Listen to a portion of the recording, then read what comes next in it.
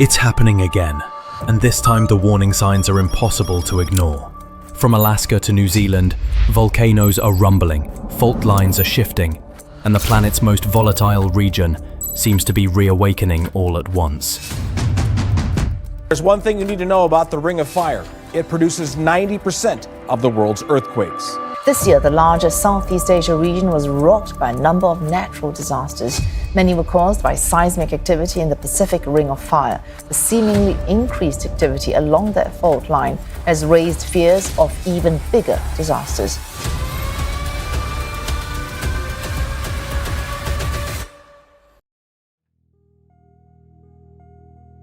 It circles the globe like a warning, a line of invisible fire pulsing beneath the world's largest ocean. The Pacific Ring of Fire. Its very name conjures images of titanic eruptions, cities shattered in seconds, and waves higher than skyscrapers racing toward doomed coastlines. Yet for most people, its danger feels distant, a threat hidden under glassy blue seas or silent forested mountains. But what if that sense of calm is nothing but a pause in a much longer storm? Today, scientists are picking up signals that change is underway. The sleeping giant beneath the Pacific appears to be stirring, and nearly half of humanity lives precariously close to its restless edge. Stretching in a scar of about 40,000 kilometers, the Ring of Fire is not merely a scattered chain of mountains and islands. It's a living boundary, shaped by the unending clash and grind of the massive plates that make up our planet's skin. The numbers alone are staggering. This single zone contains about 3/4, around 75% of Earth's volcanoes, and experiences about 90% of the world's earthquakes. Tokyo, San Francisco, Santiago, Jakarta, these are not simply place names.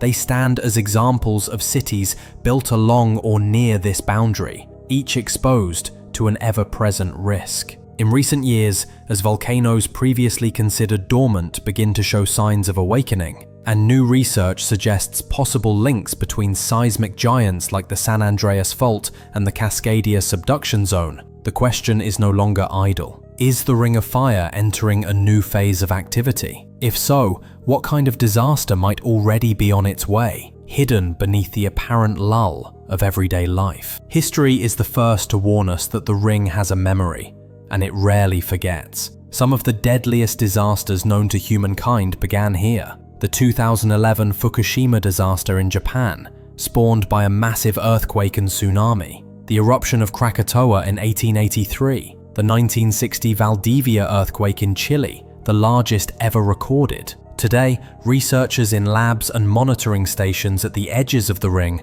are raising new alarms. The cycle, they caution, may be repeating, and decades of apparent quiet could be giving way to another period of unrest. With such mounting evidence, we must now consider, what does it mean when the world's most dangerous boundary begins to pulse with fresh energy? Are we really prepared for what the Ring of Fire has in store, or are we merely unknowing bystanders before its next outburst? Chapter 1. Circle of Fury. Anatomy of a killing zone. What if the most dangerous place on Earth isn't defined by anything visible, but by the scars hidden beneath our feet? The Ring of Fire forms a vast loop, a jagged, necklace-like arc of volcanoes and earthquake zones strung around the Pacific. From Chile's southern tip, up the Andes, along Central America and California, through Alaska, then down past Japan, the Philippines, Indonesia, and New Zealand, it marks a near-continuous 40,000-kilometer belt of geologic activity. Yet the bulk of its violence remains unseen. The ring exists at the frantic edges where tectonic plates collide. Massive slabs of rock, tens of kilometers thick, continually shifting, colliding, and sometimes tearing apart. The Pacific Plate, immense and ever-moving, is forced beneath its neighboring plates in a relentless process known as subduction. With each descent, more energy is stored, like a spring wound tightly. When it snaps, cities can crumble, coasts may be flooded by tsunamis, and volcanoes can pour ash over continents. The scale is almost mythic. Along this arc, about 75% of the world's volcanoes rise and occasionally erupt, and 90% of all earthquakes are unleashed. Names like Krakatoa, Mount St. Helens, Fuji, and Pinatubo echo as reminders that the ground itself can betray us without warning. But why here? What makes the Ring of Fire so much more dangerous than anywhere else? The answer lies in the struggle between tectonic plates. The Pacific Plate is a fractured patchwork, not a single solid piece. It is torn by undersea plateaus, where intense subduction and spreading occur. At the same time, it is forced down into the mantle on its western edge, creating additional regions of instability. These processes both store and occasionally unleash immense amounts of energy. This is not just a concern for geologists, it's the unwritten script of daily life for hundreds of millions. Nearly half the world's people either live atop or near the ring. So as new patterns emerge, swarms of earthquakes, renewed volcanic activity, hints of the Pacific Plate being pushed to its limit, the question sharpens. If the Ring of Fire is a loaded gun pointed at the Pacific Rim, what happens when the trigger is finally pulled? Chapter 2. The Gathering Surge. Warnings from the Depths. What if tomorrow's disaster is already murmuring beneath us, with signals too subtle for most to notice? In the last decade, unmistakable changes have been observed along the Ring of Fire. Scientists report a rise in what they call background seismicity, the ongoing low-level rumble of small earthquakes that can relieve or transmit stress along faults. In remote volcanic regions once thought dormant, evidence of renewed life is appearing. For instance, volcanoes such as Krusheninnikov in Russia's Far East, virtually silent for centuries, have awakened with new plumes and tremors. These events are not isolated. Seismologists and volcanologists have identified an uptick in both earthquake clusters and volcanic restlessness from Alaska to Indonesia. This synchronization suggests broad tectonic changes. Studies confirm that the Pacific Plate is facing unusual stress, particularly where it is being torn at undersea plateaus. These vulnerable zones, deep beneath the ocean, are buckling under the relentless movement and weight of the plate above. Rather than clean breaks, these are jagged areas where energy can build unpredictably. Alarmingly, some of the most fragile points are near densely populated shores. The Western Pacific, where the oceanic plate meets Asia's mountainous rim, is identified as a zone primed for instability. There, the massive Pacific Plate subtly bends and cracks, its movements potentially triggering events far and wide. The effect is both mesmerizing and ominous. Some scientists liken the system to a global drum, a subtle, persistent rhythm of seismic and volcanic signals, as if the Earth itself is preparing for a transformative shift. In recent years, clusters of eruptions have occurred. In one recent year, 47 volcanoes erupted across the ring, an extraordinary surge not seen in recent living memory. When warning drills are conducted from Japan's beaches to Peru's Pacific coastline, it is a silent rehearsal for possible disaster. But perhaps the most chilling historical lesson is this: the Ring of Fire does not always deliver its violence as isolated bursts. Often, disasters have come in sequences, a major earthquake triggering earthquakes elsewhere, or a volcanic eruption affecting regions a hemisphere away. The system operates as a whole, not as isolated threats. Is the ring gathering for another global event? A chain reaction that could alter nations, perhaps continents? Chapter 3.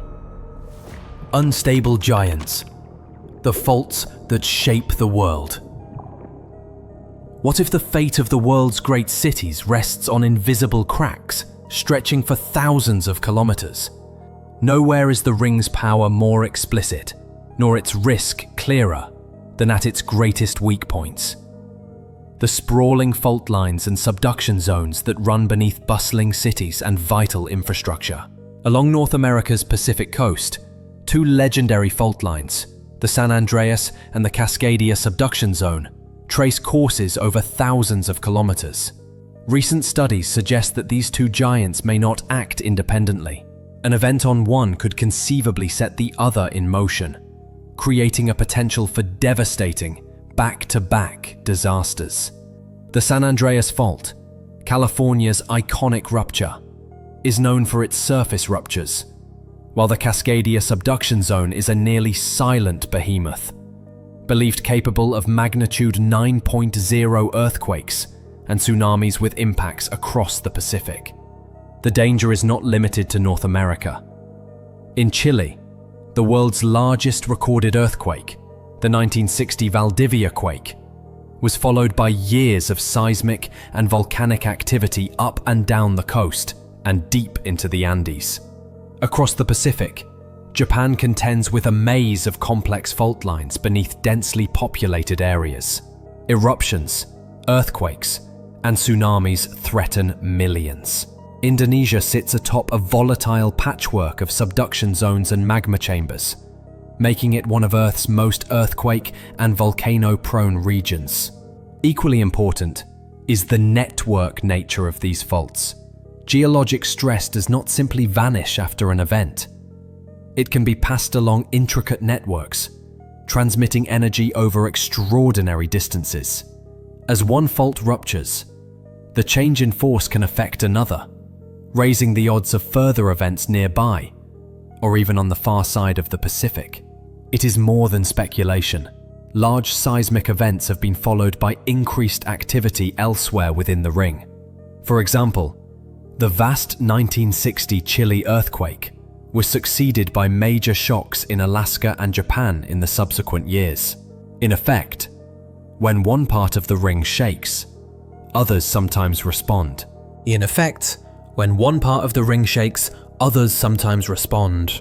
Underlining the interconnectedness of this system.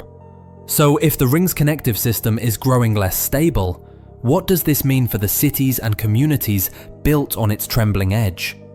Could the next disaster be not a solitary blow, but a sequence spanning countries and continents? Chapter 4. Chain reactions, when the dominoes fall. What if every catastrophe is just one domino in a sequence that could change the world? The Ring of Fire's history reveals that disasters often travel in chains. One event can tip the balance, nudging other stresses into motion. Take the mid-20th century. After the world's largest recorded quake struck Chile in 1960, significant earthquakes soon followed in Alaska and Japan. The region did not quiet after a megaquake. Rather, it experienced a decade of unrest. The 2004 Sumatra-Andaman earthquake and tsunami, although outside the ring's main arc, marked a similar pattern. A devastating quake set off years of increased seismic and volcanic activity in the region. Scientists today can track these interactions with greater precision than ever before. The release of energy in one fault can alter the stress balances thousands of kilometers away. After large earthquakes, sensors record changes in ground movement, bulging volcanoes, and swarms of smaller tremors as far as opposite ends of the Pacific. This dynamic domino effect drives concern. While not every major quake or eruption triggers others, the risk of regional sequences, a chain of disasters occurring over months or years, remains high. This is not merely hypothetical. Studies of historic volcanic and seismic archives reflect patterns of clustered activity, periods when the ring's unrest surges in several places almost at once. The spectre is synchronization, the possibility that multiple volcanoes could erupt within months of each other, casting ash across continents and disrupting global agriculture and air travel. Or that a major quake on one side of the Pacific could coincide with another across the ocean, complicating rescue and recovery efforts. While the chance of perfect synchronization remains low, the pattern of clustering is real. The Ring of Fire acts as a whole. It transmits stress, disrupts balance, and occasionally brings multiple disasters in tandem. The question then grows even more urgent. How many dominoes are left before the entire Ring of Fire topples in a catastrophic sequence, redrawing world maps overnight? Chapter 5. Living on the Edge, Cities and Survival in the Ring. What if the line between resilience and ruin is nothing more than a thin strip of reinforced concrete? Nearly 800 million people live on or near the Ring of Fire, making it both a region of beauty and perpetual risk. In cities like Tokyo, Jakarta, Santiago, and San Francisco, disaster is not an abstract fear. It is a fact of daily life. Japan, perhaps the world's leading example of seismic resilience, has engineered bullet trains, skyscrapers, and seawalls to withstand immense force. Yet the 2011 Tohoku earthquake and tsunami demonstrated the limits even of best-in-class preparation. The tsunami rushed past defenses, overwhelming the Fukushima Daiichi nuclear power plant and creating one of the worst disasters of the modern era. Chile, perched above some of the world's most powerful subduction zones, enforces rigorous building codes and emergency protocols. Los Angeles and San Francisco, California's giants, operate above and around the notoriously restless San Andreas Fault, conducting regular earthquake drills and retrofitting vintage structures. Meanwhile, cities in the Philippines, Indonesia, and beyond must manage the double threat of seismic instability and active volcanoes, often with limited resources. But the test for cities does not end at engineering. Today, civil authorities must consider the possibility of multiple disasters in close sequence. A major quake disrupting communications, followed by an ash cloud that grounds relief flights, followed by a tsunami that isolates communities. For all our adaptive ingenuity, seawalls, warning networks, drills, the Ring of Fire's power may at times surpass our response. No city, no nation exists in isolation. The fate of one can influence, or be influenced by, events half a world away. In the shadow of the ring, humanity is connected by a taut, trembling cord of risk. The urgent question: when the Ring of Fire's fury returns, who will be ready? And who will be left scrambling for survival, as history's lessons are tested once again? Chapter 6. Watching the Monster. Technology and the illusion of safety. What if all our warning systems are little more than a flashlight in the path of a tidal wave? Modern science and technology have given us unprecedented ability to peer into the restless heart of the ring. Networks of deep ocean sensors scan for the first hints of tsunamis. Satellite systems measure bulges in the Earth's crust, picking up minute movements that signal magma on the move. Seismometers in city centers detect the faintest rumble or warning quake, feeding data into worldwide monitoring systems. Even undersea fiber optic cables, originally for internet traffic, have been adapted to sense tremors, turning the world's data backbone into a new warning network. Every signal, however faint, is logged, analyzed, and shared. With enough sensors, enough computing power, we may believe that nothing will catch us unprepared. But Earth's deepest processes often elude prediction. Some earthquakes arrive with no seismic foreshocks. Some volcanoes, dormant for centuries, erupt with barely a week's warning. In the recent run of ring-wide volcanic activity, such as the 47 simultaneous eruptions in a single year, decades of monitoring provided only partial alerts. The agony of modern science is in its limits. We can calculate probabilities and issue timely alerts, but we cannot forecast the hour or minute of catastrophe. At best, we may have minutes to run to brace, to act. Thus the dilemma deepens. Should our focus remain on prediction, striving for the moment our instruments will give us certainty? Or should we redirect our efforts to resilience, accepting uncertainty and preparing for the unknown? Chapter 7. The Memory of Fire, Legends and Lethal Lessons. What if mankind's oldest stories hold survival guides modern science can't replace? The Pacific Rim has always been haunted by disaster. And in response, its peoples have invented both technology and myth. Ancient societies wove tales of gods battling beneath volcanoes, spirits dwelling in boiling seas. The Pacific Rim has always been haunted by disaster, and in response, its peoples have invented both technology and myth.